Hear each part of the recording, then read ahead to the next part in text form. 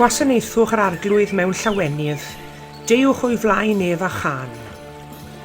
Dad pob daioni, a'r rhoddwr pob dawn, rhoddai sy'n ei ddeheuad i'th geisio, nerth i'th wasanaethu, anadl i'th foliannu, a lleferydd i sôn amdano ti.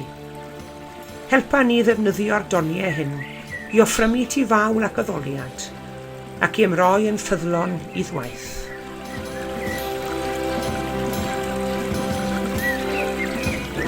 Bore da iawn i chi gyd a chroeso cynnes i'r oedfa. Diolch yn fawr iawn i chi gyd am ymuno ni ar gyfer ein hoedfa ddigidol heddi. Gobeithio gewch chi fendith o gyd addoli â ni. Croeso cynnes iawn.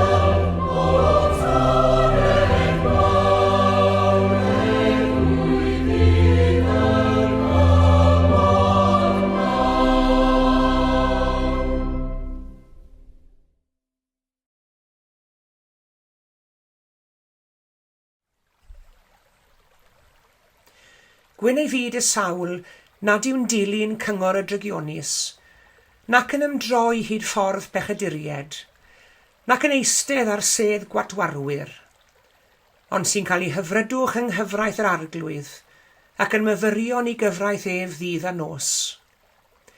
Y mae fel pren wedi blannu wrth ffrydiau dŵr ac yn rhoi ffrwyth yn ei dymor, a'i ddeilen heb fod yn gwywo.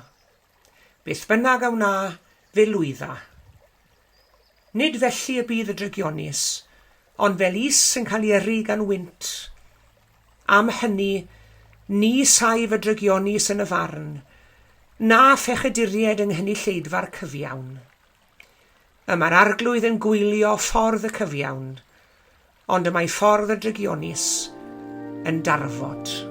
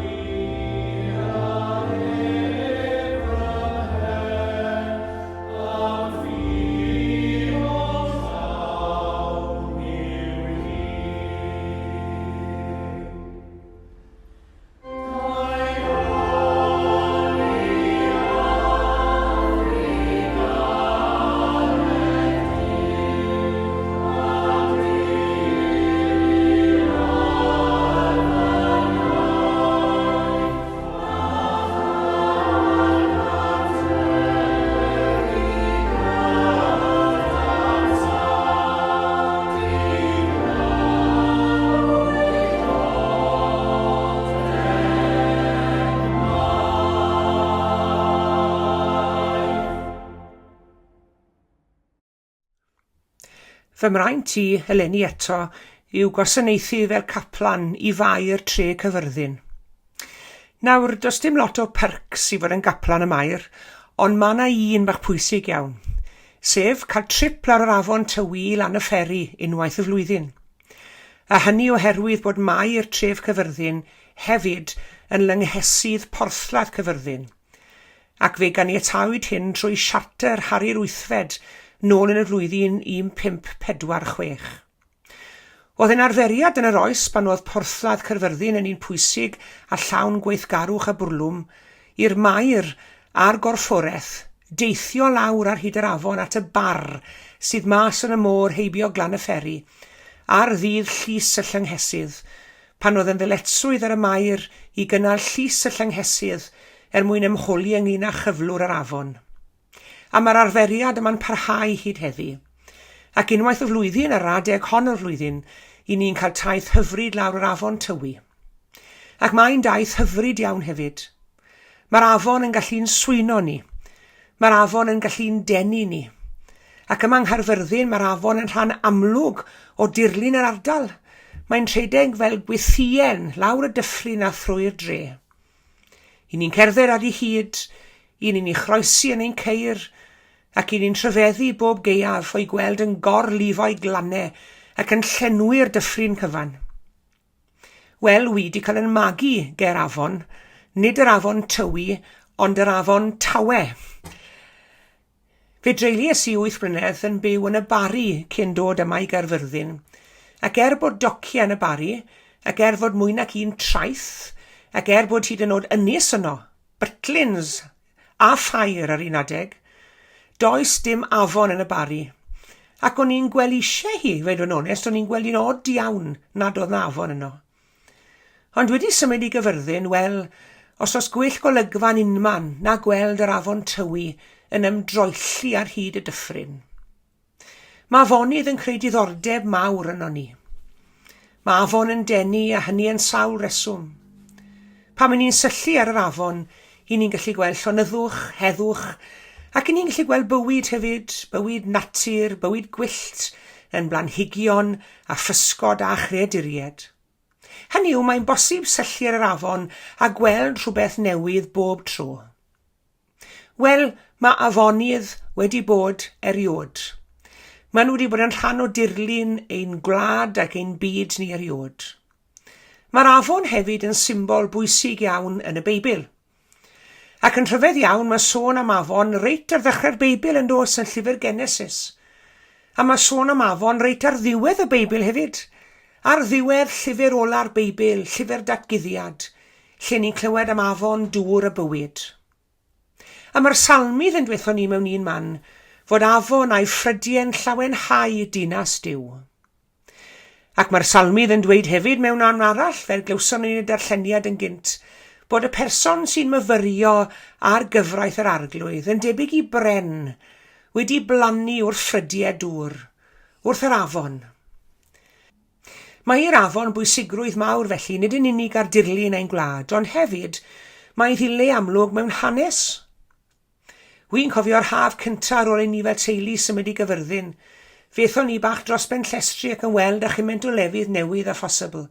Parc y Dre, Llan Steffan, Glan y Fferi, Talacharn, Pembre, Reithfold Gwili, Dimbych y Pysgod, Ffoli Farm, Heatherton, y lle Cyffilen, Eglwys Wrw, Castell Cydweli, Castell Dynefwr, Castell Dryslwyn, Castell Caracenen. O'n i wedi hirto braidd bod cymaint o bethau i'w gweld a'i gwneud o fewn creu digon hawdd i'n cartre newydd ni yma yng Nghaerfyrddin.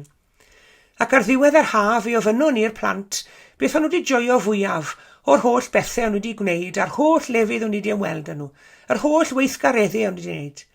Ac fe atebodd Elin yn merch yna, twli cerig i'r afon o bont dol gwili.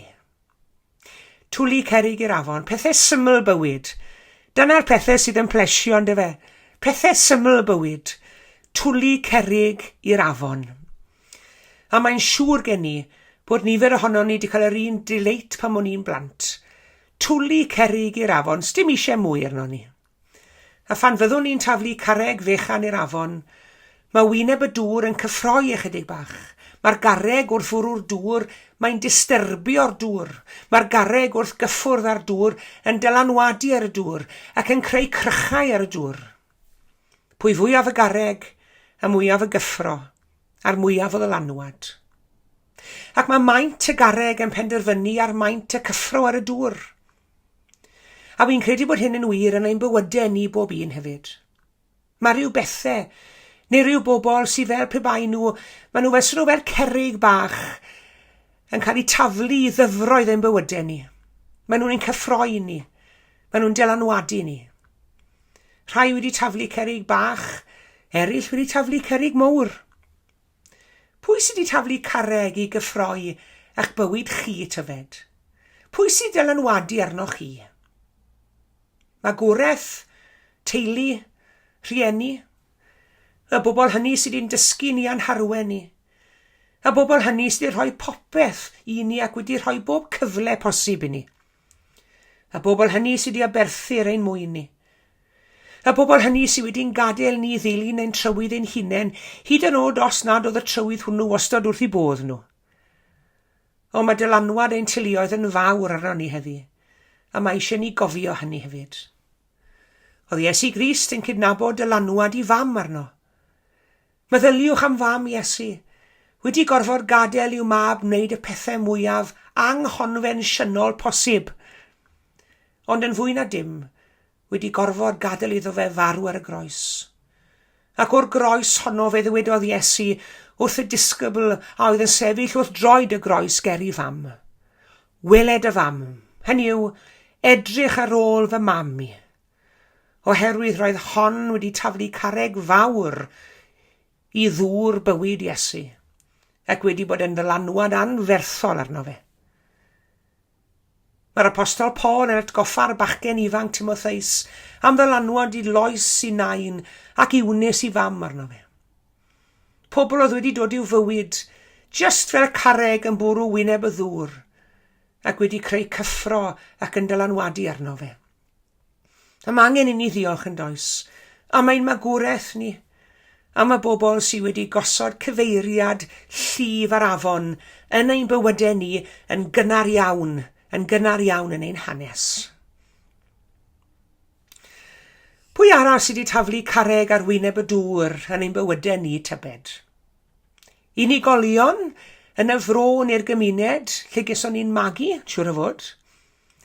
Mae'n siŵr gen i bod ni gyd yn gallu meddwl am ryw berson o ddywedodd rhywbeth neu a wnaeth rhywbeth sydd wedi gadael i ôl arno ni.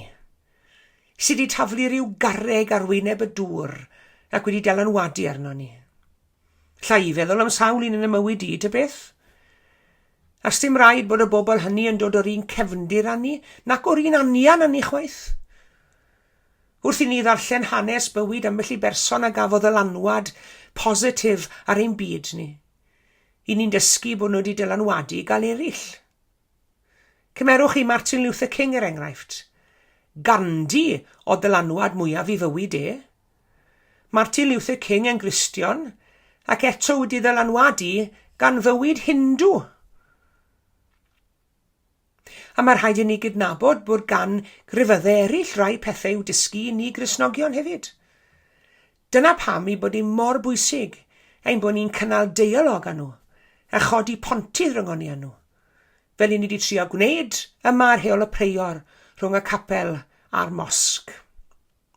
Pobl a'r pobl mwyaf anisgwyl ar degau yn taflu carreg ar wyneb dŵr ein bywydau ac yn ein cyffroi a dylanwadu arno ni.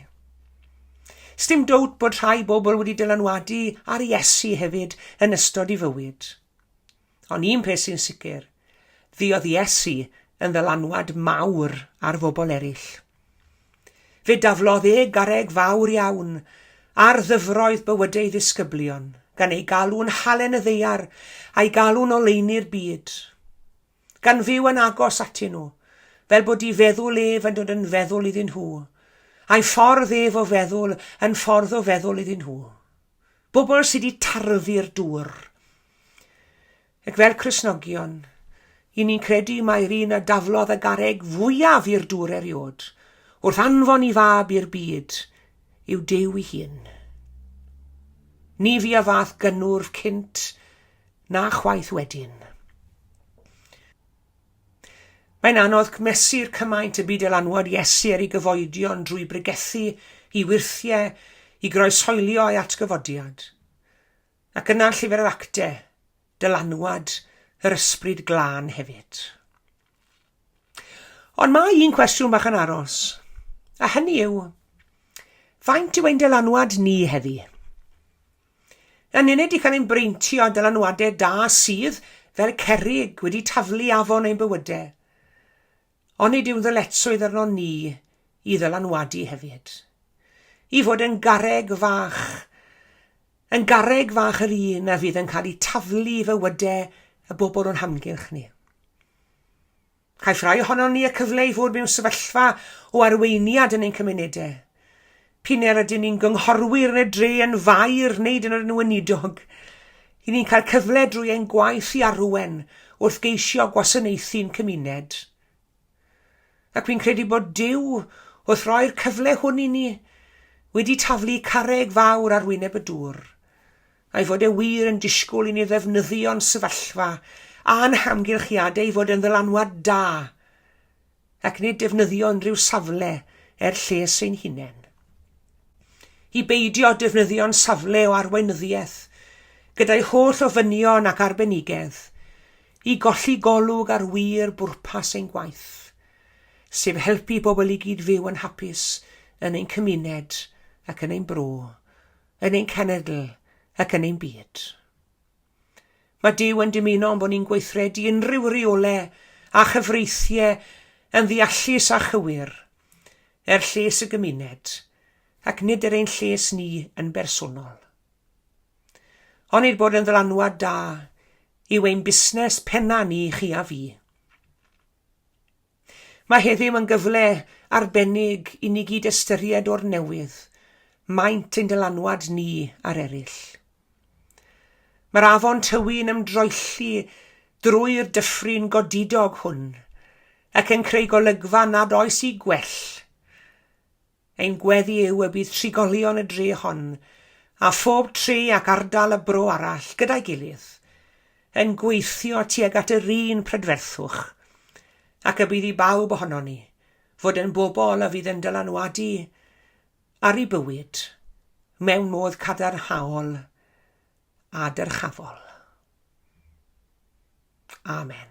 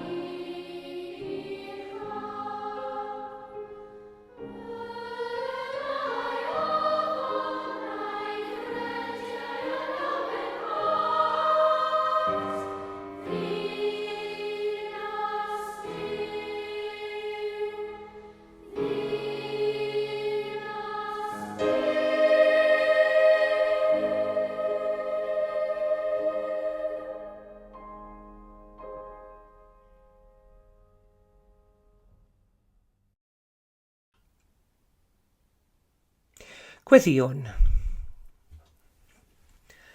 O Dduw ein tad nefol, a thad ein harglwydd an gwaredwr Iesu Grist.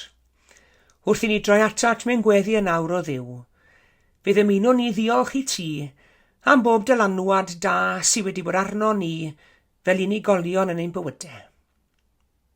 Diolch arglwydd am fagwraeth a osododd y seiliau. Y seiliau medrwn ni adeiladu'n bywydau arnyn nhw. Diolch am gyfraniad a dylanwad rhieni a theuluoedd, cyfeillion a chymdogion, arweinwyr yn yr eglwys, athrawon da yn yr ysgol a choleg, ac am bawb arglwydd a fi'n dylanwad da arno ni y more oes. Diolch i ti arglwydd am y dylanwadau da sydd o'n hamgylch ni heddi. Am y bobl hynny ni'n cyfarfod yn ni o ddydd i ddydd ac awr i awr. Y bobl hynny y mae ei geiriau a'i gweithredoedd yn gwneud gwahaniaeth i fywydau bobl eraill. Diolch i ti arglwydd am ddylanwad Iesu Grist ar fywydau ddisgyblion, a phawb o fi o dan i weinidogaeth yn ystod i flynyddoedd ar y ddeiar hon. Am bob gair da lefarwyd ganddo, am bob gwirth a gyflawnwyd, am bob cysur a gyflwynwyd. Diolch i ti arglwydd. Ond diolch i ti o Dduw ein tad bod Iesu'n parhau ddylanwadu arno ni heddi drwy eiriau, wrth i ni rannu airau, ond hefyd o'r ddad drwy dy lan ysbryd di, sydd yn ein hamgylch hynny ni o ddydd i ddydd ac o awr i awr. Ysbryd y gwirionedd sydd yn ein harwen i gyd heddi ac yn dylanwadu arno ni, dylanwadu ar ein meddwl, dylanwadu ar ein calonnau, ar ein penderfyniadau. Yr ysbryd hwnnw sydd yn rhoi geiriau ni, geiriau doeth gobeithio i lefaru. Cynorthwyo ni arglwydd i fod yn ddylanwad da yn ein cymunedau ni a'n brwydd ni. Dylanwad da yn ein cenedl ni ac yn ein byd ni heddi. Helpa ni arglwydd i fod yn dylanwad da ymhlith ein pobol ni, y bobl sydd yn agos ato ni. Oherwydd i ni'n gwybod o dad nefol fod na hen ddigon o ddylanwadau drwg i gael heddi. Lleisiau yn galw arno ni ac yn enwedig ar ein plant a'n pobl ifanc ni, ceisio i denu nhw i bob cyfeiriad, dylanwadu arnyn nhw. Ond arglwydd i ni'n mawr obeithio y byddwn ni'n bobl y fydd yn dylanwadu yn gryfach gyda'r gymorth a tharweiniad di nac unrhyw ddylanwad arall ar y byd hwn. O dad, gwnaed y hun yn hysbys i ni. Helpa ni i glywed eiriau di, i ymateb i ti, ac i gerdded rhagom yn dystion da ac yn ddisgyblion triw i'r arglwydd Iesu Grist. Gweddiwn arglwydd dros ein byd ni heddi, a thros bawb sydd yn byw mewn ardaloedd ac ar gyfandiroedd sy'n cael ei dylanwadu gan ryw demtasiynau drwg iawn heddi. Y bobl hynny arglwydd sydd yn gweld mae'r ateb yw ryfel a gormes a thrais, mae'r ateb yw lladd cydddyn, mae'r ateb yw creulondeb a chasineb. O dad nefol. O dan arweiniad y lan ysbryd di, yn wel a phob calon, a thawel ar ofnau. Dyrod y dangnefedd di i bob calon ac i bob person ac i bob eilwyd a phob ardal. Y boed iddynt ymgyffred y dylanwadau dy lan ysbryd di yn ei bywydau. Clyw ein gweddi felly arglwydd a madda i ni, bo bai a phechod yn derbyn di. Gofynnwn hyn yn enw Iesu Grist ein harglwydd a'n gwaredwr. Yn dysgodd ni wrthweddio i ddweud gyda'n gilydd. Ein tad yr hwnnwyt yn y nefoedd, sancteiddier dy enw. Deled y deyrnas, gwneler dy ewyllus, megis yn y ne felly ar y ddeiar hefyd. Dyro i ni heddiw ein bara baenyddiol, a madda i ni ein dyledion, fel y myddaiwn unna i'n dyledwyr. Ac nag arwain ni brofedigaeth, eithi'r gwared ni rhag drwg. Canis eiddo ti yw'r deyrnas, a'r nerth, a'r gogoniant, yn oes oesoedd. Amen.